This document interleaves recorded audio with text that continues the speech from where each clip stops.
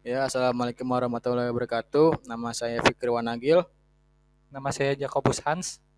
Kami berdua dari kelas 3K31 ingin membuat podcast untuk menyelesaikan tugas UTS Bahasa Indonesia dengan dosen Ahmad Fatoni dengan tema alur jalannya Perang Dunia Kedua. Oke, langsung saja kita mulai podcastnya. Pertama-tama, saudara Sijek, apakah dulu SMA-nya pernah diajarin tentang Perang Dunia Kedua, sejarah Perang Dunia Kedua? Gimana tuh? Saya mau dengar dong. Untuk saya sendiri ya, waktu saya pas lagi SMK saya, dulu saya diajari cuma itu nggak detail. Maksudnya gimana? Diajari hanya serangan Jepang ke Indonesia saja. Mungkin yang di Eropa itu tidak diajarin. Jadi di sini kami niatnya untuk membahas ini yang semuanya gitu.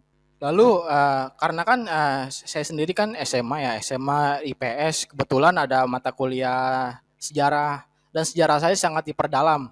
Apakah Jack tahu asal muasal Perang Dunia Kedua yang di Eropa dimulai dari negara mana menyerang negara mana?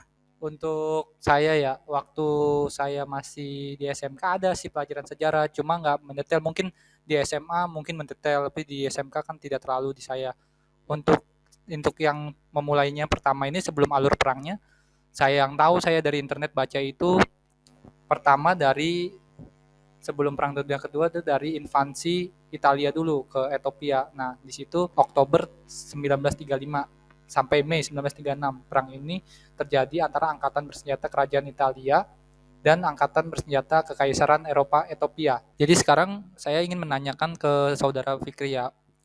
Fikri tahu nggak perang saudara Spanyol 1936? Ya, menurut saya itu perang saudara Spanyol yang tahun 1936 sampai 1939 itu dikarenakan adanya apa namanya campur tangan antara Jerman dengan Uni Soviet sehingga menyebabkan rakyat atau adanya dua pemerintahan yang terjadi di Republik Spanyol sehingga menyebabkan karena dua ideologi yang berbeda itu menyebabkan mereka perang dunia kedua perang saudara Spanyol. Oke, jadi selanjutnya saya ingin bertanya kepada si Jack, invasi Jepang ke Tiongkok dimulai. Invasi Jepang ke Tiongkok itu terjadi pada tahun 1937. Nah, di situ Jepang itu mencaplok bekas kota kekaisaran Tiongkok yaitu Beijing setelah memulai insiden jembatan Marco Polo. Nah, lalu di sini Uni Soviet nih negara adidaya yang dulu pada zamannya itu menandatangani fakta non agresi dengan Tiongkok. Lalu mengakhiri kerjasama dengan Tiongkok Jerman sebelum Chiang Kai-shek pasukan terbaiknya. Nah, pada perang ini kan perang Cina Jepang ini dulu nih si pemimpin Cina dulu Chiang Kai-shek ini dia mengerahkan pasukan terbaiknya untuk memenangkan Shanghai. Tapi setelah 3 bulan bertempur, Shanghai itu jatuh. Jadi kayak percuma gitu. Jepang terus menekan pasukan Tiongkok hingga mencaplok kota Nanking pada Desember 1937 dan melakukan pembantaian Nanking. Nah ini Nanking pembangkitan sangat terkenal pada orang-orang Cina. Nah selain tadi si Jepang nyerang Tiongkok, Fikri Wanagil tahu nggak Jepang menyerang mana lagi? Tahu dong, karena kan dulu saya belajar sejarah. Jadi gini Jack, dulu selain menyerang Tiongkok, Jepang juga menyerang Uni Soviet dan Mongolia pada tanggal 29 Juli 1939. Maksud Jepang menyerbu ini adalah sebagai dia apa namanya sebagai negara adidaya di kawasan Asia, khususnya Asia Timur ya. Jepang menyerbu Uni Soviet dan kalah, tetapi kalah di pertempuran Danau Kashan. Meski pertemuan tersebut dimenangkan Uni Soviet, Jepang menyebutnya itu seri dan buntu pada tanggal 11 Mei 1939. Akhirnya Jepang memindahkan perbatasan Mongolia, Jepang sampai ke Sungai Kalingol melalui pemaksaan. Nah, jadi Jepang itu dia melebarkan kekuasaannya apa namanya sampai ke wilayah Cina, wilayah Mongolia perbatasan dengan Rusia di situ. Oke. Terus selanjutnya mau nanya nih Jack. Nah, ini penting nih Jack. Kan biasanya kan di buku-buku sejarah kan tadi kan ya dia dimulai dengan invasi kayak invasi Italia ke tempat lain atau enggak pada perang saudara Spanyol, sorry. Kalau di buku-buku ini tahu gak sih awal muasal apa namanya perang dunia yang terjadi berkecamuk di Eropa itu tahun berapa Jack? Ayo. Tahu dong. Jadi pertama pecahnya Perang Dunia Kedua itu pertama di Eropa. Nah, di sini Jerman menyerang Polandia pada tanggal 1 September 1939. Lalu diikuti pada tanggal 3 September ini Prancis dan Britania Raya ini diikuti oleh negara-negara persemakmuran ini menyatakan perang terhadap Jerman, tetapi memberi sedikit dukungan ke Polandia ketimbang ke negara Prancis dan Starland. Jadi ada lagi nih Wanagil untuk tanggal 17 September ini setelah gencatan senjata nih antara Jepang dan Uni Soviet nih. Nah, di sini Uni Soviet juga ikut menyerbu Polandia. Wilayah Polandia itu terbagi atas Jerman dan Uni Soviet dengan Lithuania dan Slovakia juga mendapatkan bagian kecil. Lalu Polandia di sini tidak menyerah. Mereka mendirikan negara di bawah tanah Polandia dan pasukan dalam negeri di bawah tanah. Terus untuk berperang melawan front di luar Polandia. Lalu ada lagi, nah sekitar 100.000 personel militer Polandia diungsikan ke Romania dan negara-negara Baltik. Sebagian tentara tersebut kemudian berperang melawan Jerman di teater perang lainnya. Lalu di sini pecahnya kode Enigma. Polandia juga diungsikan ke Prancis. Pada saat itu pula Jepang melancarkan serangan pertamanya. Tadi kan dia sempat berhenti itu. Nah, di sini melancarkan serangan nih ke Changsha, ibu kota Tiongkok yang strategis, tetapi digagalkan pada akhir September. Setelah invasi Polandia jadi gini. Setelah invasi Polandia tadi yang Jerman lakukan itu. Nah, di sini ada perjanjian Jerman Soviet atas Lithuania. Soviet ini memaksa nih negara-negara Baltik. Jadi Soviet memaksa tentaranya itu untuk ditempatkan di negara-negara tadi. Kalau nggak mau, ya langsung diinvasi oleh Uni Soviet. Nah, di sini ada satu negara yang nggak mau itu, yaitu Finlandia. Di sini Finlandia ini lalu diserbu oleh Uni Soviet pada November 1939. Nah, konflik yang kemudian pecah pada berakhir bulan Maret 1940 dengan konvensi oleh Finlandia, Prancis dan Britania menyebutkan serangan ke Finlandia sebagai alasan memasuki kecah perang pihak Jerman. Di sini langsung Uni Soviet itu didukung nih untuk dikeluarkan di liga-liga bangsa. Jadi gini Jack. Nah, sudah yang Maret 1940 itu, saya nambahin ya Jack ya. Pada bulan Aprilnya, selanjutnya April 1940, Jerman itu selain menginvasi Polandia, dia juga menginvasi Denmark dan Norwegia. Alasannya kenapa? Untuk mengamankan pengiriman biji besi dari Swedia. Nah, biji besi itu dulu dianggap sangat penting bagi militer Jerman. Selain buat sumber daya alamnya, diambil juga sebagai untuk membuat peralatan perang. Lalu pada bulan Mei 1940, Britania Raya menyerbu Islandia untuk mencegah kemungkinan invasi Jerman ke pulau itu. Ketidakpuasan Inggris atas kampanye Norwegia mendorong pergantian Perdana Menteri Neville Chamberlain dengan Winston Churchill pada tanggal 10 Mei 1940. Nah, selanjutnya mau nanya nih Jack.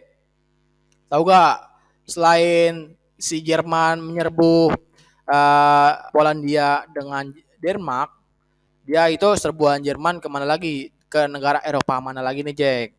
Boleh dijawab. Tahu dong, selain menyerbu tadi Poland, Jerman juga menyerbu tuh negara Prancis, Belgia dan Belanda. Nah, pada tanggal 10 Mei 1940. Nah, di sini Belanda dan Belgia ini kewalahan menghadapi taktik Blitzkrieg. Nah, tadi belum diceritakan ya menyerbu Polandia juga Jerman juga pakai taktik begitu. Makanya Polandia juga kewalahan juga dan akhirnya kalah. Di sini juga dia kalah nih. Tadi si Belgia dan Belanda ini kalah dalam beberapa minggu. Selain itu ada lagi nih. Jadi tentara Britania Raya ini dia dipaksa keluar dari Eropa melalui Dunkirk. Nah, ini ada filmnya nih, Wanagil nih, terkenal. Nah, lalu pada tanggal 10 Juni Italia juga menyerbu Prancis dan menyatakan perang terhadap Prancis dan Britania Raya. Jadi dua-duanya itu Jerman dan Italia ini menyerang Prancis. dari atas Jerman, dari bawah itu Italia. Nah, lalu 12 hari kemudian Prancis menyerah nih kepada blok poros tadi. Lalu Jerman menduduki Prancis, si Prancis ini diduduki oleh blok poros tadi. Nah, lalu di sini pada tanggal 3 Juli ini Britania ini menyerang armada Prancis di Aljazair untuk mencegah perebutan oleh Jerman. Nah, selain itu pada saudara Wanagil ada yang tahu lagi nggak selain tadi yang saya jelaskan ini? Ada lagi nggak selain yang tadi? Ya, tahu dong Jack. Nah, jadi gini Jack, posisi Amerika Serikat di sini masih netral. Dia ini tidak melakukan hal apapun dalam perang dunia. Bahkan dia mengeluarkan undang-undang netralitas pada November 1939, ya kan? Terus di amandemen diubah untuk memungkinkan pembelian dan beli angkut oleh suku itu. Jadi Amerika tidak ikut berperang, cuma dia menjual menjual peralatan perangnya kepada sekutu yang tujuannya untuk membantu sekutu. Intinya juga sih sebenarnya membantu, cuma dia tidak mengerahkan militernya. Lalu pada tahun 1940 setelah setelah Paris dicaplok oleh Jerman, Angkatan Laut Amerika Serikat meningkat pesat dan setelah serbuan Jepang ke Indochina khususnya kawasan Asia Tenggara, Amerika Serikat memperlakukan embargo besi, baja, dan barang-barang mekanik terhadap Jepang. Tujuannya apa untuk embargo? Tujuannya untuk Jepang tidak mempunyai sumber daya alamnya, ya kan? Karena besi, baja, dan barang-barang mekanik lainnya itu sangat berguna sekali bagi Jepang, khususnya untuk membuat peralatan perang-perangnya. Intinya itu Amerika untuk membuat Jepang mikir. Dia itu Jepang mikir karena dia sudah diembargo oleh Amerika, udahlah jangan perang lagi. Cuma si Jepang ini pintar. Dia ini walaupun sudah diembargo dari Amerika ke negaranya, dia ini justru malah menjajah negara-negara di kawasan Asia Tenggara dan diambil sumber daya alamnya. Dan dia pun mendapatkan besi, baja, dan alat mekanik yang diperlukan olehnya tanpa perlu mengimpor dari Amerika. Begitu Jack. Lalu saya ingin bertanya pada si Jack nih, ya kan? Tahu nggak si Jack, organisasi apa yang namanya gabungan dari 3 negara yang disebut-sebut sebagai penjahat perang di dunia kedua ini? Nama organisasinya apa itu? Tahu dong. Itu pada akhir Desember 1940 ini, jadi pada akhir September 1940 ini ada tuh yang namanya Fakta Tripartit itu ya. Nah, itu gabungan dari negara Jepang, Italia, dan Jerman. Nah, diresmikan untuk kekuatan poros nih atau blok poros. Nah, ketiga ini menegaskan bahwa negara apapun kecuali Uni Soviet. Nah, nih Uni Soviet ini tidak termasuk ya, walaupun dia tadi nyerang Polandia dan Finlandia, tapi dia tidak termasuk dalam kekuatan poros. Nah, tapi di sini tripartit ini dia bergabung untuk melawan kekuatan sekutu. Nah, jadi pada waktu itu Amerika juga terus mendukung kayak misalnya logistik tuh ke sekutu dan ke Tiongkok. Jadi saya ingin menanyakan pada Wanagil. Nah, jadi siapa aja sih ini yang ikut ke blok poros nih selain tadi 3 negara besar itu? Jadi gini Jack, selain 3 negara tadi yang disebutkan oleh si Jack, yang ada Jepang, Italia, dan Jerman itu, nah selanjutnya ada 3 negara lagi nih yang ikut ke blok poros. Istilah kata kayak join, gabung gabung berperang melawan pihak sekutu. Tepatnya pada bulan November 1940, Hongaria, Slovakia, dan Rumania itu bergabung kepada tripartit ini, ya kan. Terus Rumania ini sangat berguna lah, saya kata berguna bagi blok poros karena Rumania ini sangat berkontribusi besar terhadap poros khususnya Jerman yang melawan Uni Soviet, ya kan, melawan Uni Soviet di Eropa atas lah, kita kata Eropa Utara. Terus Italia ini berperangnya melawan Yunani, tapi beberapa hari kemudian digagalkan dan dipukul sampai Albania saja dan berakhir dengan kebuntuan. Istilah kata dia mau menyerang Yunani tapi sudah digagalkan oleh pasukan sekutu yang berada di Albania sana. Jadi pasukan Italia hanya sampai Albania. Lalu ada kejadian penting lagi nih Jack. Tepatnya pada bulan Desember 1940, Inggris Britania Raya ini memulai serangan balasan terhadap pasukan Italia di Mesir dan Afrika Timur. Lalu pada awal 1941 dengan pasukan Italia dipukul hingga ke Libya oleh persemakmuran, tepatnya oleh sekutu, ya kan. Terus akhirnya karena oleh tadi perjanjian tadi tripartit itu, kalau misalkan kamu menyerang salah satu negara berarti sama dengan menyerang 3 negara. Di sini Jerman turun tangan dong, turun tangan untuk membantu Italia. Hitler selaku pemimpin Jerman, pemimpin fasis Jerman, itu mengirimkan pasukan ke Libya pada bulan Februari 1941, dan akhir Maret mereka melancarkan serangan terhadap pasukan sekutu yang semakin dikit karena terus digempur oleh 2 negara, Jerman dan Italia. Nah, sesudah kejadian tersebut kan tadi kan si Jerman masih Italia kan berperang di apa namanya, di kawasan Timur Tengah, ya kan. Terus tahu gak nih Jack, serangan pertama Jerman ke Uni Soviet itu pada tanggal berapa tepatnya?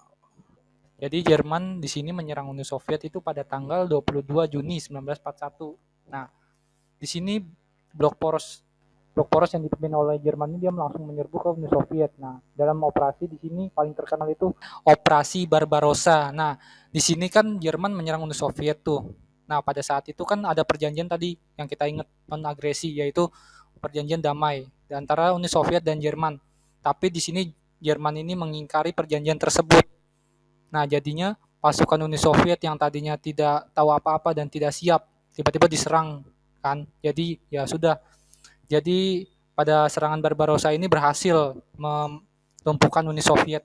Operasi Barbarossa itu memaksa komando tertinggi Uni Soviet mengadopsi pertahanan strategis sepanjang musim panas. Poros berhasil menerobos jauh ke wilayah Uni Soviet, mengakibatkan kerugian besar dalam operasi personel dan material. Jadi gini, Pik, tadi kan pada pecahnya perang di Eropa kan, nah Jerman itu berhasil menguasai itu Belanda, Belgia, Prancis, nah dan juga negara di Timur Tengah itu yaitu Mesir dan Libya. Nah di situ di bagian Timur Tengah itu tadi kan tempat diserang oleh sekutu kan, tapi Italia ini meminta bantuan kepada Jerman dan berhasil dipertahankan, dan juga Jerman ini berhasil mencaplok sebagian wilayah Uni Soviet melalui operasi Barbarossa tadi.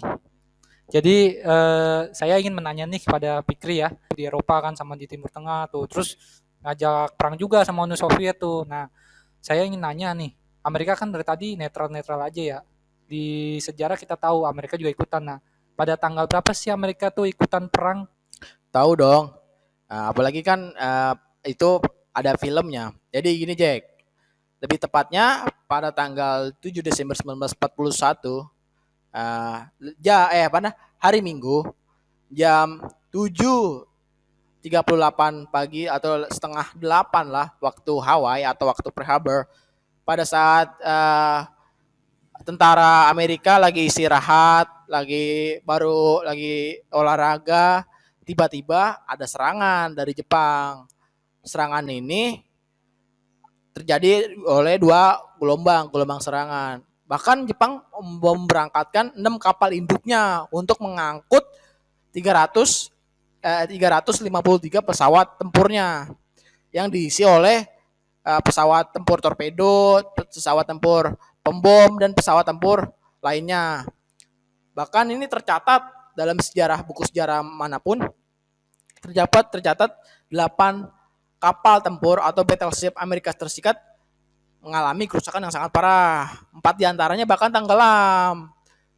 Dan seluruh kapal tersebut selain USS Arizona di kemudian hari diangkut dan diperbaiki. Kapal tadi yang tenggelam tadi, yang USS Arizona itu diperbaiki oleh Amerika. Akibat serangan tersebut, korban meninggal tidak tidak sedikit, Jack. Korban meninggal ini bahkan 2.403 orang korban meninggal dan 1.000 lainnya luka-luka. Jadi akibat serangan tersebut Amerika marah dong. Amerika marah, terus dia menyatakan diri ikut perang dunia kedua. Dalam perang dunia kedua ini Amerika hanya melawan Jepang, lebih tepatnya mereka disebut sama Jepang ini namanya Perang Pasifik Raya. Lalu di sini saya ingin nanya lagi nih pada Wanagil. Kan waktu Jepang nyerang Pearl Harbor tuh Amerika. Nah, di situ ada tuh yang terkenal kampanye dari Jepang tuh. Apa tuh ya kampanyenya?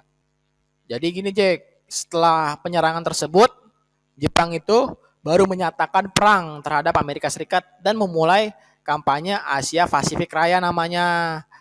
Akibat serangan ini, Amerika mengawali keterlibatan dengan perang Jepang di Pasifik Raya, wilayah Pasifik Raya. Jadi begitu, Jack. Jadi saya juga mau nanya lagi nih. Untuk waktu itu tuh pada zaman mulainya perang dunia kedua nih, Amerika menyatakan perang ke Jepang itu presidennya siapa sih nyatain perang? Jadi pada saat itu presidennya lebih tepatnya Presiden ke-32 Amerika Serikat dipimpin oleh Franklin Delano Roosevelt.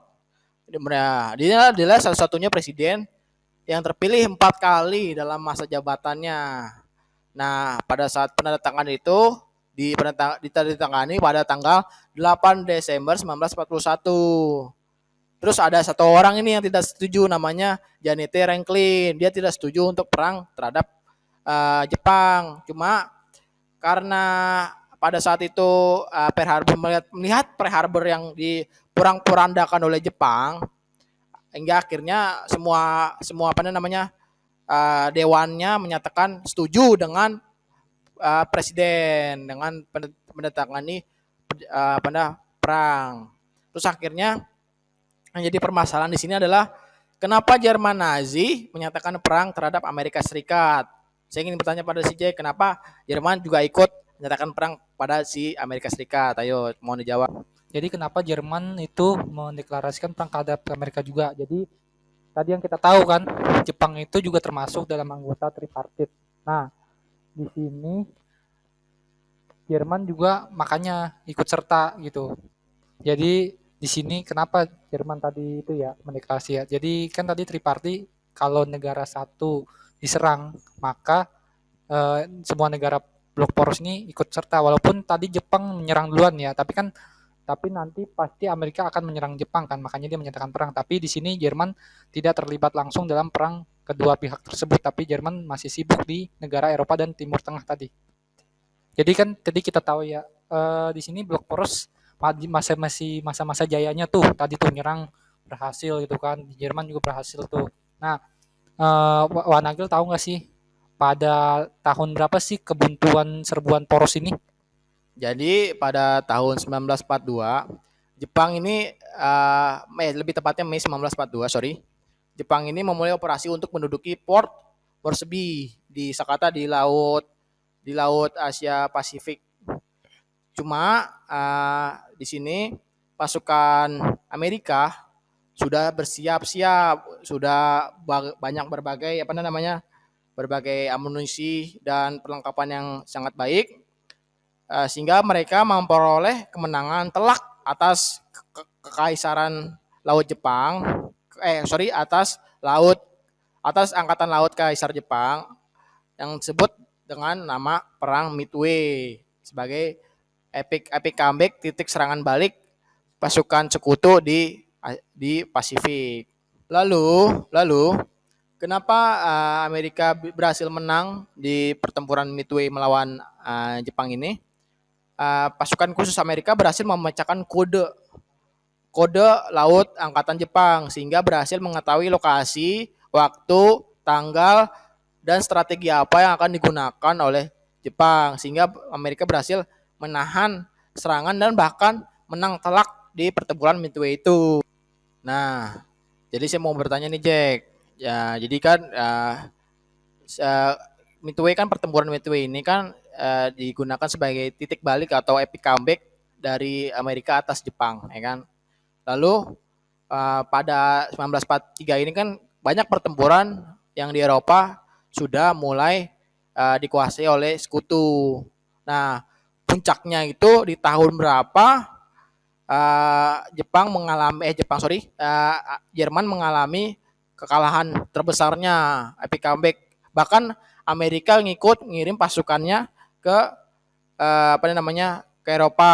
Oke. Jadi untuk pertempuran tadi ya antara bersekutu dan berporos ini. Nah, sebelum invasi tadi sekutu di Normandia itu ada juga nih pertempuran yang gak kalah seru nih di sini, yaitu Stalingrad. Nah, di pertempuran Stalingrad ini perang antara Uni Soviet dan blok poros nih. Jadi pada tanggal 2 Februari 1943. Nah, di sini juga menjadi titik balik nih antara Uni Soviet ke Jerman. Nah, di sini kenapa si Jerman ini kalah sih? Nah, karena di suhu Uni Soviet ini dulu nih sampai sekarang juga terkenal dinginnya. Jadi tentara Jerman nih kehabisan amunisi, juga dinginnya ekstrim, cuaca ekstrim kan. Jadi yang nggak siap pakaiannya nggak siap itu siap dingin jadi kalah sama Uni Soviet yang sudah beberapa tahun atau udah tinggal di situ jadi udah mengenali medan tempurnya. Nah, habis pertempuran tadi ya di Stalingrad itu kan menjadi titik balik Uni Soviet kan antara Jerman dan Soviet. Nah, saya ingin nanya nih ke Wanagil, pertempuran apa sih yang terkenal pas lagi ingin mengambil atau kebebaskan ini Prancis dari tangan Jerman? Jadi lebih tepatnya pada tanggal 6 Juni 1944 atau dikenal sebagai The Day atau sebagai titik balik dari sekutu untuk menyerang poros. Bahkan di sini ada filmnya, Jack. Di sini filmnya yang sangat terkenal sekali adalah Saving Private Ryan. Di film itu menggambarkan bahwa pasukan sekutu yang terdiri dari Inggris, Amerika, dan negara-negara lainnya berusaha untuk membebaskan Prancis dari genggaman Jerman. Karena pada saat itu Prancis sedang dikuasai oleh Jerman. Bahkan Paris sudah menjadi basis tentara Jerman di Prancis. Akibat serangan tersebut, sekutu berhasil menguasai Prancis dan berhasil membebaskan Prancis dari genggaman Jerman. Bahkan sekutu berhasil memukul mundur pasukan Jerman sampai ke wilayahnya. Bahkan akibat dari pertempuran tadi Stalingrad dan di The Day di Normandia, Jerman yang jelas mulai kehabisan amunisi dan kehabisan prajuritnya sehingga pasukan sekutu berhasil memukul mundur pasukan Jerman. Bahkan sekutu berhasil menguasai ibu kota Jerman dengan dinamakan dengan pertempuran Berlin yang terjadi pada tanggal 16 April hingga 2 Mei 1945. Akibat pertempuran tersebut, pihak Nazi Jerman kalah telak sehingga memutuskan untuk menyerah. Bahkan pemimpin Jerman tertinggi Hitler pada saat itu memutuskan untuk bunuh diri bersama istrinya di sebuah bunker. Yang sebelumnya pasukan sekutu ingin mencari Hitler untuk diadili secara internasional. Bahkan sebelum diadili, Hitler memutuskan untuk membunuh diri. Jadi berakhirlah sudah perang-perang di Eropa. Nah, jadi saya ingin bertanya nih pada Sijek nih. Kan di Eropa sudah berakhir nih. Jerman sudah menyerah kepada sekutu. Tahu gak kapan Jepang menyerah kepada sekutu dan akibat serangan apa Jepang menyerah kepada sekutu? Untuk Jepang sendiri ya, waktu itu pas lagi Jerman sudah menyerah nih, Jepang belum menyerah di situ. Nah, habis itu Amerika punya cara tuh untuk mempercepatkan ini penyelesaian perang dunia kedua ini dengan melakukan yaitu pengobahan di dua kota, yaitu pada tanggal 6 Agustus dan 9 Agustus di kota Hiroshima dan Nagasaki. Nah, pada pengeboman tersebut Jepang diluluhlantahkan oleh Amerika. Nah, lalu pada selanjutnya ada juga nih dari pihak Uni Soviet. Tadi kan sempat yaitu fakta non agresia, tapi Uni Soviet ini menyerang yaitu di bagian ke Manchuria ini untuk menyerang Jepang. Nah, pada tanggal 15 Agustus, Jepang setelah 6 hari pengumuman dan invasi dari tentara merah Uni Soviet, Jepang menyerah. Nah, pada sekutu. Pada tanggal 2 September, Jepang ini menandatangani perjanjian damai untuk mengakhiri Perang Dunia Kedua. Jadi gitu, Wanagil. Jadi pendapat Wanagil gimana nih kalau misalnya blok poros yang menang nih? Dampak dari Indonesia dan negara-negara yang dijajah tadi. Ya, sebagai seorang pemuda yang sudah belajar sejarah pada saat SMA dulu, misalkan kalau Jerman dan Jepang menang melawan sekutu, pastinya sekarang kita sebagai generasi muda sudah pasti tidak akan bisa merasakan nikmat kemerdekaan yang diraih oleh para pahlawan terdahulu. Karena misalkan kalau Jepang menang dan Jerman menang, pastinya Indonesia pada saat ini masih dijajah oleh Jepang, ya kan? Nah, jadi begitu Jack. Jadi kita harus bersyukur sekutu sudah memenangi perang dan berakhirlah perang. Lalu untuk ini pesan dan pesannya ini apa ya untuk tadi yang kita ceritakan? Ya, kesan pesannya sebagai generasi muda karena kita sudah diberi kemerdekaan oleh Tuhan Yang Maha Esa dan oleh para pahlawan yang sudah mengorbankan jiwa dan raga bahkan nyawanya, kita harus bersyukur terhadap kemerdekaan ini. Kita harus terus jalani, kita harus membangun negeri dan demi membanggakan para pahlawan yang berjuang sudah mati-matian untuk merebut kemerdekaannya. Jangan sampai kita sebagai generasi perusak atau generasi yang tidak bisa bersyukur atas nikmat kemerdekaan ini. Terus ada satu kata yang saya terngiang dari dulu, sebuah pesan dari proklamator Indonesia, presiden pertama, yaitu Insinyur Soekarno. Jas merah jangan sekali-kali merupakan sejarah. Dan Soekarno berpesan bahwa perjuanganku lebih mudah karena melawan bangsa lain. Perjuangan kalian akan lebih sulit karena melawan bangsa sendiri. Dari perkataan Soekarno itu sudah tercermin bahwa sebagai cerminan zaman sekarang Indonesia ini banyak sekali kubu-kubu atau pada oknum-oknum yang ingin sekali memecahkan persatuan dan kesatuan bangsa Indonesia. Bahkan sesudah kemerdekaan Indonesia yang tahun 65 itu, Pancasila sebagai ideologi negara ingin digantikan oleh komunis yang sangat tidak cocok dengan Indonesia karena komunis tidak serta-merta mengenal agama. Indonesia adalah negara yang beragama, berdaulat dan berketuhanan. Maka dari itu sebagai bangsa yang baik, sebagai pemuda yang baik, kita harus bersatu, Bhinneka Tunggal Ika, berbeda-beda tetap satu. Jangan sampai jangan sampai memecah belah bangsa Indonesia kita sendiri. Merdeka. Jadi udah bagus ya tadi ya pesan dari Wanagil. Terima kasih Wanagil untuk pesannya. Jadi saya akhiri untuk podcast ini ya. Saya Jakobus. Saya Fikri Wanagil. Terima kasih untuk yang mendengarkan podcast ini.